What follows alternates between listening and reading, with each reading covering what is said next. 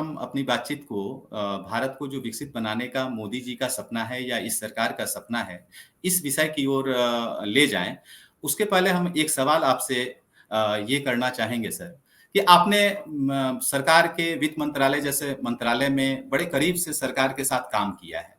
और पूरी दुनिया में ग्लोबली जब हम देखते हैं तो कई तरह की अनिश्चितताएँ हैं, चाहे वो कोविड की हो, चाहे वो आप युद्ध की हो, आप कई फ्रंट पे आप युद्ध देख रहे हो। तो ऐसे अनिश्चितताओं के दौर में हम आपसे ये जानना चाहेंगे कि सरकार अपने नीतियों का, अपने आर्थिक नीतियों का निर्धारण कैसे करती है? पहली बात तो जो हमें कह रहे हैं कि अनिश्चितता का काल है, तो ये अनसर्टेनिटी ऐसा नहीं कि बस यही दौर है। दुनिया में हर दौर एक अनसर्टेन पीरियड रहा है। आज से आप 10 साल पहले जाएँगे तो उस टाइम यूरोज़ोन क्राइसिस हुआ था, तब भी लोग यही कहते थे कि आने वाला भविष्य अनसर्टेन है। उससे पहले 9/11 के बाद भी लोग यही कहते थे कि अनसर्टेन वर्ल्ड है। उसके पहले 91 में सोवियत डिसइंटीग्रेशन के बाद भी so time has always been uncertain. You if you go to world war या कभी भी आप जाइए तो world time has always been uncertain. जी। So let's that's a norm. Uncertainty is a norm of international political economy or even in our daily lives. Government जो है ये हमारी जो है ये प्रिपेयर पहले हम लोग एक फ्रेमवर्क लेके काम करते थे। प्लानिंग कमीशन होता था जहां हम लोग 5 साल का प्लान लेके चलते थे, जहां पे it used to be all intelligent men of the wise men of the society जो कि एक जगह पे आकर के काम करते थे। बट क्या आज के समय में आप 5 साल का प्लान आप दूरदर्शिता के साथ तो आप चल नहीं सकते, जिस टाइप की अनसर्टेनिटीज आ रही है, जिस टाइप की कॉम्प्लेक्सिटीज आ रही है। तो हमारा जो अभी का स्ट्रैटेजी है उसको हम लोग बारबेल स्ट्रैटेजी कहते हैं। बारबेल स्ट्रैटेजी है कि हम लोग दो ऑपोजिट एक्सट्रीम एंड्स को लेते हैं कि पॉसिबल आउटकम क्या होंगे और हम दोनों पे अपना काम करते हैं। जैसे कि उदाहरण के लिए हम लोग कोविड का टाइम लेते हैं। जब कोविड 2020 के मार्च में अचानक से आउटब्रेक होता है तो we had very little information. World health organisation जो सपोज टू हेल्प अस वो हमें हेल्प नहीं कर रहा था। हमें बस इतना पता था कि कुछ वुहान में कुछ हुआ है एंड उसके बाद हम लोगों ने बाकी हर देशों के जैसे हमने भी अपने कमिटीज और एक्सपर्ट्स को बुलाए और लोगों ने अलग अलग ओपिनियन दिए। कुछ लोगों ने एक्सट्रीम ओपिनियन दिया कि this will cause millions of deaths by the June 2020 there will be some 30 million cases and 3 million deaths in India. और कुछ लोगों ने बोला this is a normal flu. तो हम लोगों ने क्या किया कि we started preparing for the worst case scenario कि वर्स्ट केस सिनेरियो होगा।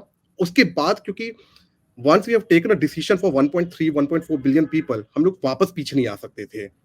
बाकी कंट्रीज, छोटे कंट्रीज में ये ऑप्शंस है कि अगर आप एक बार फेल कर रहे हो तो आप दूसरा ऑप्शन ट्राई कर सकते हो।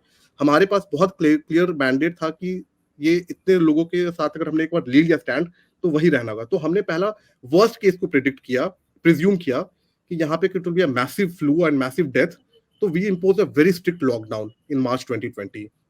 लोग बहुत क्रिटिसाइज किए उस टाइम में मोदी जी का कि अभी तो केसेस भी नहीं है, why are you imposing the lockdown. तो दैट वाज द इंटेंशन कि हमें पहले वर्स्ट केस के लिए प्रिपेयर किया, then we immediately started providing लोगों को एड देना स्टार्ट कर दिए। आपको याद होगा उसी टाइम हमने पीएम गरीब कल्याण योजना के अंतर्गत 5 किलो राशन वाला जो स्कीम है वो स्टार्ट किया।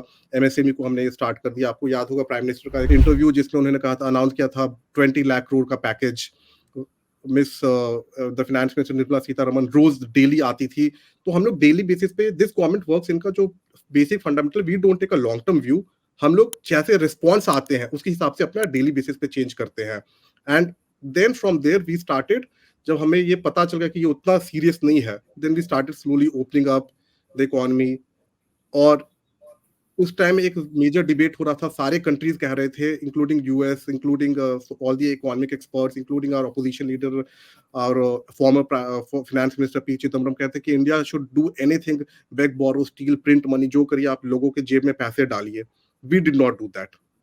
हम लोगों ने क्या किया, हमने कहा कि इंफ्रास्ट्रक्चर पे हम लोग काम करेंगे, रोड्स बनाएंगे और हम लोग लोगों के जेब में पैसा नहीं डालेंगे। छोटा मोटा जो गरीब कल्याण है उस सब टाइप का दिया जाएगा, बट इन जनरल लार्ज लोगों को नहीं दिया जाएगा, क्योंकि ये एक डिमांड की प्रॉब्लम नहीं थी। डिमांड उस टाइम लोगों की डिमांड्स थी, बट हम लोगों ने एक अचानक से एक लॉकडाउन डाल करके इसको रोक दिया था।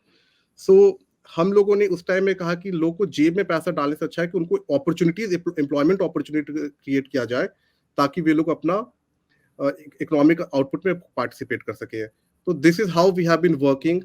हम लोग हमेशा रिएक्शन लेते हैं, फीडबैक मैकेनिज्म लेकर के काम करते हैं। That feedback works on daily basis and it is being monitored very closely by the Prime Minister office on a everyday real time basis.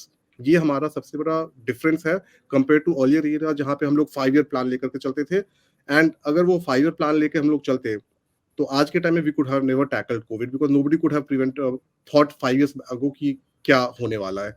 This was the difference. और अगर हमारा वीडियो पसंद आया हो तो हमारे चैनल को सब्सक्राइब, लाइक, कमेंट, शेयर करना ना भूलें और बेल आइकन दबाना भी ना भूलें। हमारे चैनल को फेसबुक, एक्स और इंस्टाग्राम पर भी जरूर फॉलो कर लें और अपना फुल सपोर्ट दें।